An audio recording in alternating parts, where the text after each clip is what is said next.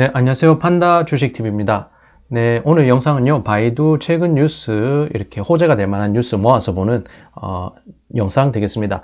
바이두의 자율주행 사업부인 아폴로 자율주행 사업부가요, 창저우라는 도시에서 수익 창출할 수 있는 신기원을 열었습니다. 우선 타이틀을 이렇게 잡았고요. 관련한 내용 차례대로 보겠습니다. 네, 창저우 쇼추한国内可收费示范应用模式自动驾驶商业化迎来新阶段뭐 해서요. 이것은 우선 이제 영미권 언론에서도 나왔고 전일 뉴욕 장시에서도 어떤 호재로 작용했던 부분이 될 것 같습니다. 그래서 중국 허베이성 창저우시라는 곳이 있습니다. 최초로 중국 내 자율주행 관련 시범 운영 모델을 통한 비용 지불 케이스가 나온 사례인데요. 자율주행 기술의 수익 창출, 상용화에 새로운 기원을 쓰게 된 상황입니다. 그래서 우선 시작이 반이다라는 말을 상기하게 되면요. 바이두가 상당히 큰 호재를 맞는 것으로 해석이 되는 부분입니다. 중국이란 내수 시장에서 우선 창조 도시 하나를 뚫는다고 하면은 수많은 도시에 있어서 그 이제 성공 사례를 참고하게 된다면 여러 도시에서도 이 선진 모범 사례를 참고할 것이고 이렇게 창조에서 수익 창출한 부분에 있어서의 아주 기하급수적인 수익 창출력을 이제 낼 수 있다는 기대감을 모읍니다. 그래서 이런 부분은 오랜 기간 투자했던 신기술 부분에서 실질적인 수익을 창출하게 되는 것인데요. 그래서 관련 내용을 보면 지난 12일 창조 스마트 커넥티드 카 도로 시험 및 시범 운영 관리팀이 바이두 아폴로 자율주행 사업부에 최초로 무인 운전 테스트 통지를 했고요. 그리고 자율주행 시범 운영 통지서를 발급했습니다. 여기 보면 창조라는 도시 이름이 있고요. 지능 왕리엔汽车, 그러니까 스마트 커넥티드 자동차 시험 운행 도로라고 이렇게 되어 있습니다. 네, 이렇게 하면 이것은 중국 내에서 최초로 도시지역 개방 도로에서요, 자율주행이 단순한 시험 테스트에서 수익 창출로 가게 되는 것을 상징하는 바입니다. 창조가 정식적으로 무인 자율주행 발전에, 창조 역시도 이 도시도 정식적으로 무인 자율주행 발전에 새로운 전기를 맞게 됐습니다. 이러한 내용은 창조 정시步入无人驾驶发展新阶段이라고 되어 있습니다. 아무래도 바이두와 창조시 간의 서로의 이해관계가 부합하면서 이런 결과가 나온 것 같습니다. 네, 이제 영미권 언론을 보면 바이두 receives a green light to demonstrate commercialized autonomous driving test driverless vehicles in 창조. 예, 어떤 부분은 보면 이걸 광저우라고도 본 부분이 있을 텐데요. 아무래도 도시 이름이 비슷하다 보니 헷갈릴 수가 있는데 여기서는 창저우라고 허베이성, 베이징, 텐진 그리고 저기 밑에 창저우라는 도시가 있습니다.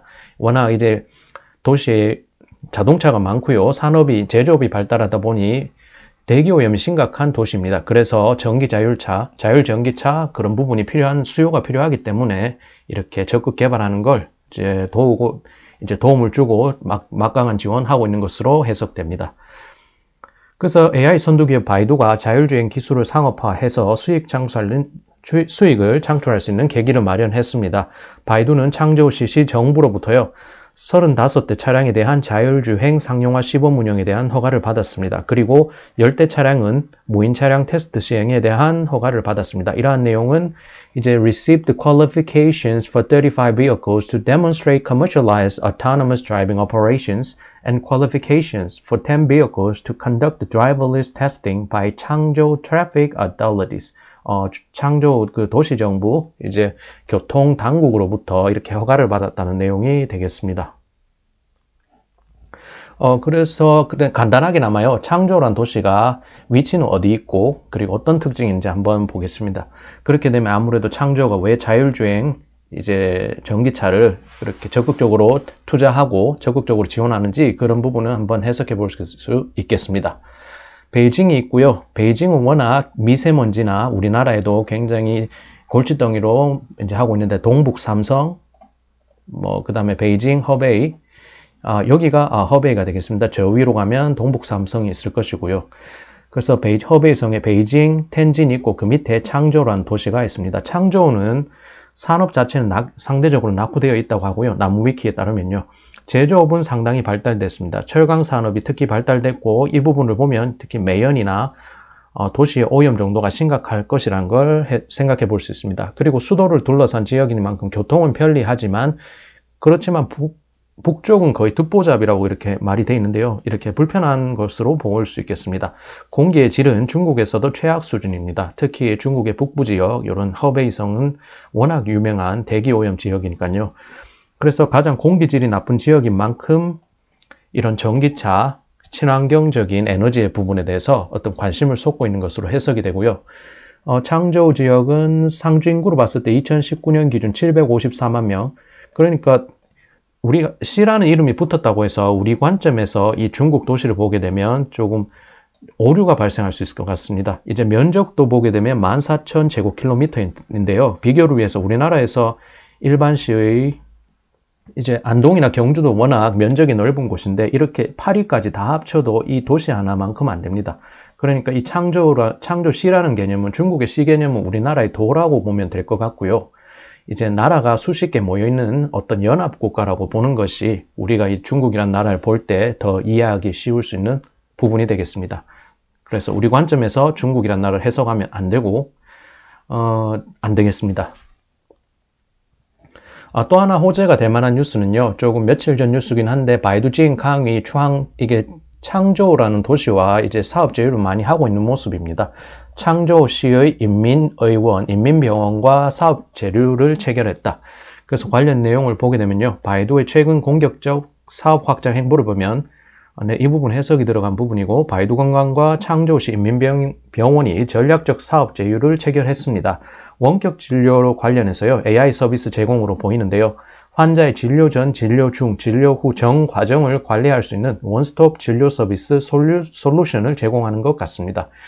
바이두가 가진 AI 부분의 기술력이 이런 의료 바이오 업계에서도 이렇게 통용이 되는 상황이고요. 이것이 실질적으로 수익을 창출할 수 있다는 기대감 가지게 해봅니다.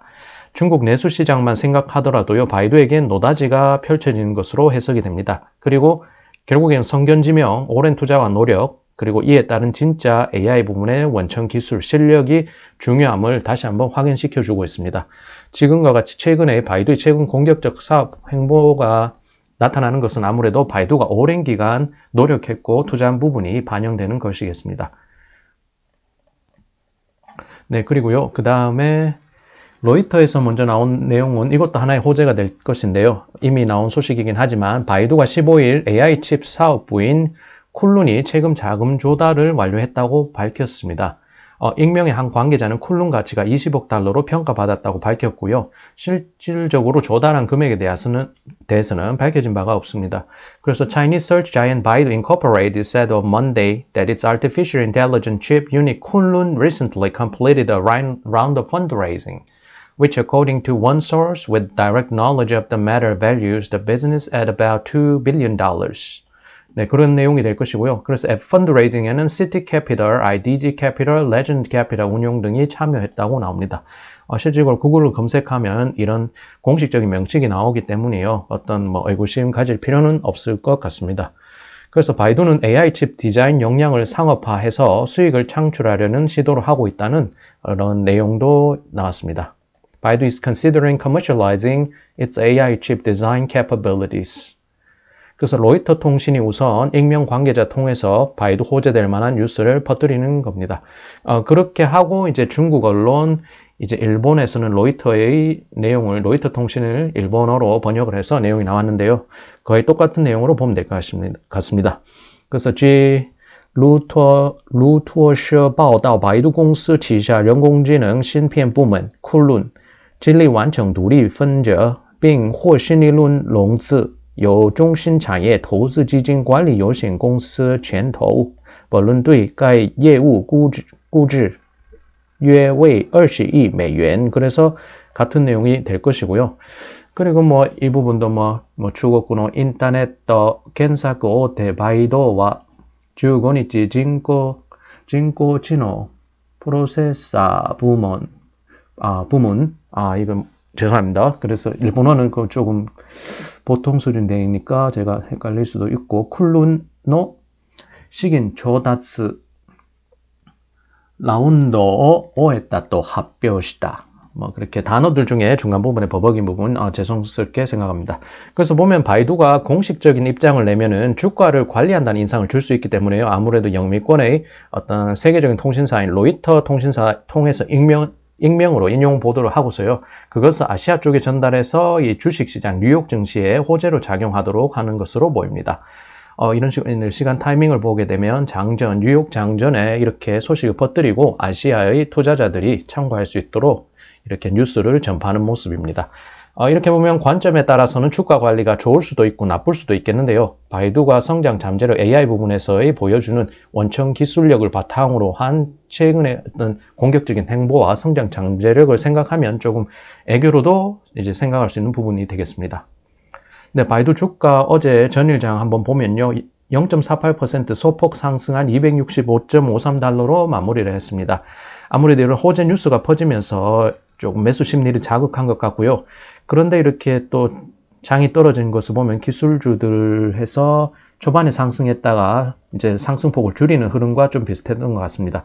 아니면 그런 식으로 뉴스를 퍼뜨리고 어떤 뭐 디테일하게 이제 수급 상황을 볼 수는 없지만 이제 기관들이 조금 매물을 처리하면서 이제 홍콩 2차 상장하는 부분에 있어서도 준비를 하는 것으로도 해석해 볼 수 있겠습니다. 이런 호재 뉴스를 통해서 주가를 방어하는 것에도 이제 바이두가 많이 신경을 쓰고 있다는 부분 생각해 보면 좋겠습니다.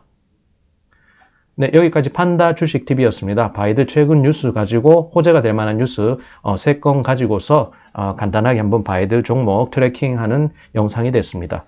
네, 시청 감사드리고요. 다음번에 또 찾아뵙겠습니다. 네, 그럼 안녕히 계세요.